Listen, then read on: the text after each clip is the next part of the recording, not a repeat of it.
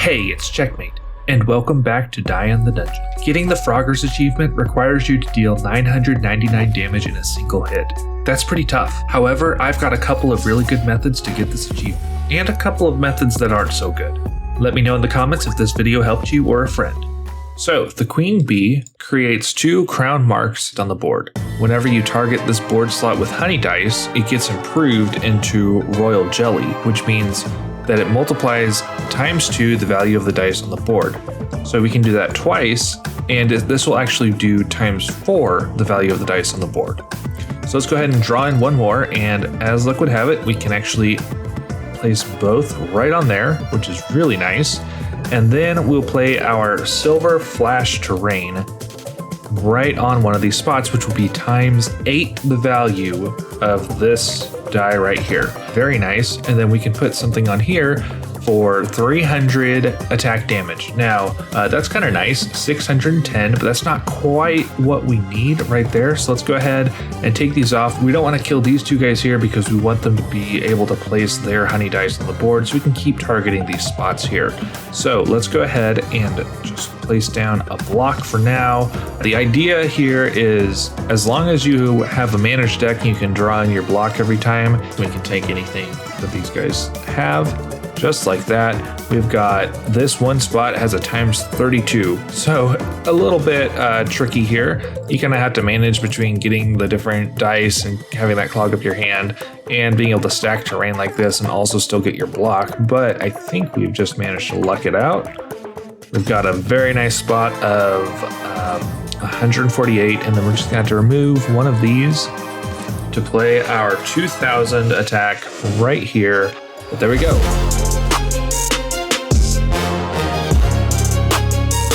Just like that, over 1,000 damage, well past the requirement to get the Frogger's achievement, and that is probably going to be the best, quickest, most straightforward way of doing that. So let's go ahead and just mirror this guy up, and then just like that. And up next we have various displays of doubling capabilities. So when you connect up a circuit here between the positive and the minus terminal, all the dice will multiply by 2. So this is a great way to increase the value of your attack, but it is only good for this battle that we're in. And as you can see, just the dice themselves is still a long ways away from our goal. However, we can also use mirror. Now the mirror will copy all the dice that it targets. So you can see instead of having just a attack of 5, once we add the mirror in, we now have even more attack. And it's not even just 5 + 5 anymore. This die has pack on it, which means every time there's an attack die placed on the board, pack will give it an extra 2 value. So the mirror is mirroring this pack attack die, so it thinks another pack attack has gone on. So the pack on here gets a little complicated. The pack on here has increased by 2. So it gets pretty complicated pretty quickly. And then we can add in this prism die, which now that the mirror targets the prism die, the prism extends the mirror over to this die again. So the mirror is actually mirroring this twice. Anyway, that's what that has done. We can add it again here and even get an even higher. Wow. Yeah, okay, so anyway, we use the pack value to increase the value, then we use the mirror to target that and double, then we use the prism to double it again, and then we connect up the circuit like so to double it even again. However, this isn't the optimal placement because now we've also got this offensive mirror die, which I've also modified to roll ones. I got this one from a very nice event. And what this does is it takes the value of the dice it targets and turns that into attack value. And it can also be affected by the prism as well. So I place this down, and this one's copying this one twice, and this one over here is copying this one once. This one, if I put one here, hold on, confusion has entered the chat because we haven't connected the circuit up. So hang on, let me try to do this illustration. There we go. This one is now copying this one twice, and this one's now copying this one twice. Does that make sense? Yeah. So obviously I know exactly what's going on because I've manufactured this build perfectly. In order to optimally play and get our goal, we're going to place our mirror here and our mirror here, and then we're going to place our prism right there. And then biggest one we'll place right there in the middle, so that'll give us our biggest boostage. We'll play our pack along this side because that's going to give us the largest pure value is just by doing that. And this mirror the whole time is copying all the same values. We'll play that one there, and then finally we'll place this one just right up here in the negative spot. Right there, boom, 1400 damage. All it took was all of these attacks. Yes. So, this is yet another method of gaining absurd amounts of attack. Take advantage of the doubling and take advantage of the mirror and prism combos as well.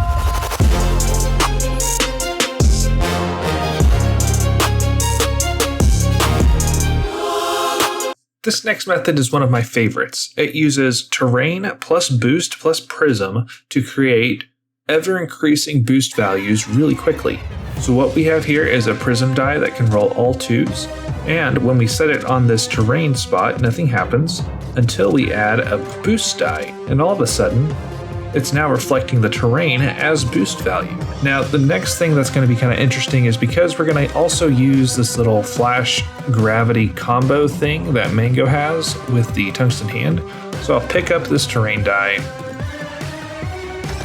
We'll go ahead and lock that in. Right away, we get our gravity back again. So let's go ahead and place our boost die here, prism die on our terrain. So then we boost a very large number here, place that down, and then very carefully, just go ahead and let's do that one as well. We pick up our prism, place it on top of here, which means we pick up this guy, and then can now reflect, boom, once again, right there. Very nice, very nice. Of course, we'll use our lovely infinite stall. That's great to see here again. Let's go ahead and do the same thing. We'll just place that right there. Drop that right here. Pick up our prism. Drop it there. Boom. And I'm pretty sure next turn we'll have a lovely 2000 damage spot right there for the boss. And just like that, turn 5, which, maybe you could have even done quicker, who knows? Just like that, once again.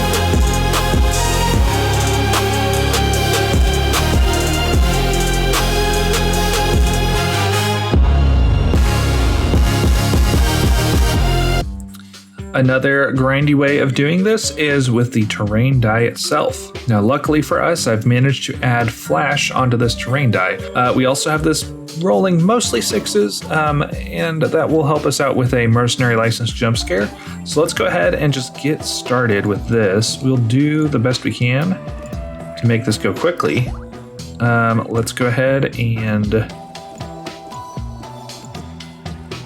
just get ourselves a nice jump on the perma blocking. Set that up there. Okay. Now we're good to do this in peace. So let's do this. Grab that, place it over here. Then grab that, I guess. Place that there, that there. Put him there for now. Larger boost. Tends to increase rather slowly, doesn't he?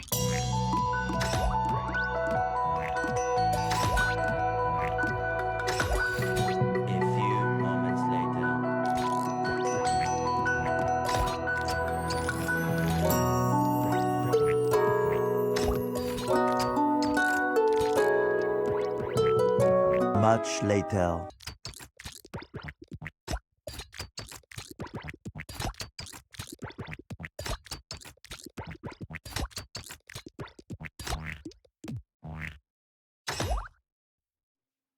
And there we go. Just a little bit of patience, and we have a terrain spot that boosts 1,000 extra value. We'll go ahead and place an attack die right there and collect our achievement. Rockers.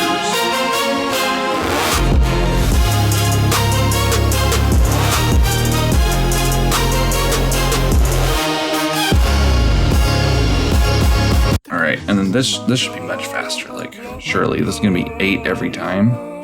It's gotta be faster. I gotta chase this stupid thing around. Or not, actually. I could probably be fine just by playing.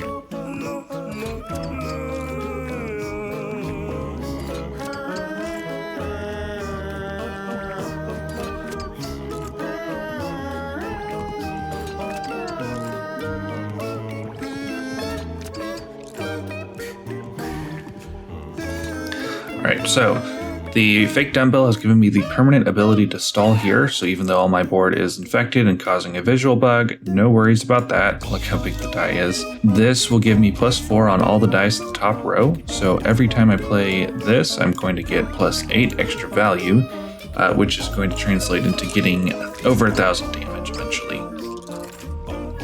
Maybe I should try to clean up his spots a little bit. Oh no, I can't clean it up. It's too far gone. What if I tried putting that in there? Will that help clean it up a little bit? No, it doesn't. Okay, it's too much of a mess.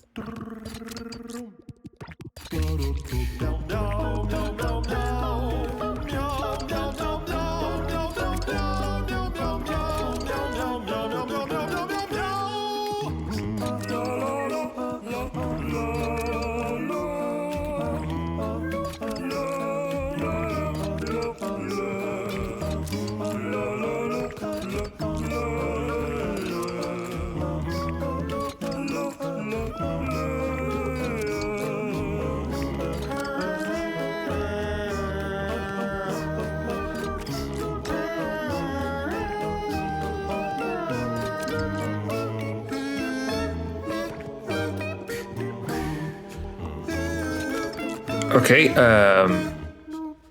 change of plans. I think I can still make this work.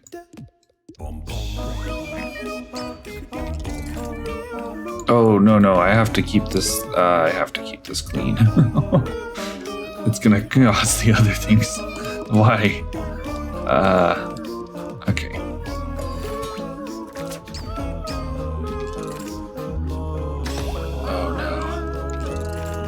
Okay, I think we've saved the board. Barely. Oh no. Okay. Lesson learned, we have to stay on top of this. We'll lose the board.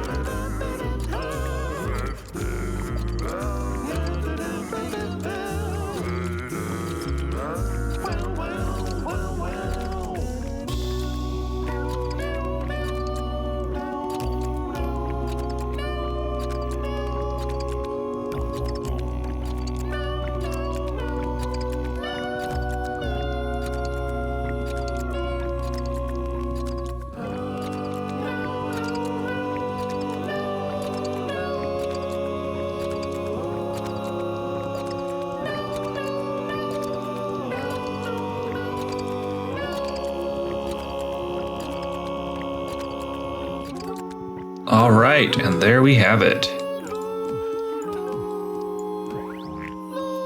Over 1,000 attack.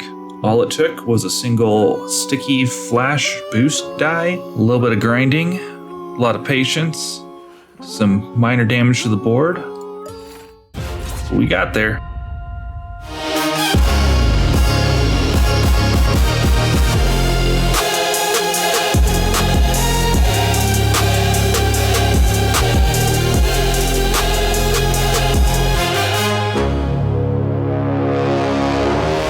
And here's a way to get over 1,000 damage without even playing a single die. This would be the least grindy way, or in some ways, actually the most grindy way. So we'll set up our Brewmaster boost train. So this Brewmaster will boost by 6, which will then boost this by another 6, so we have 18. And then we will use our Ghost Super Potion here, which will roll a d4, take that value, add it to 3, and then multiply that by 92, which is the number of enemies that we've killed, except we're also going to multiply it by 18, which will end up being over 2,000 damage, just like that. That fly didn't have a chance. And that's checkmate.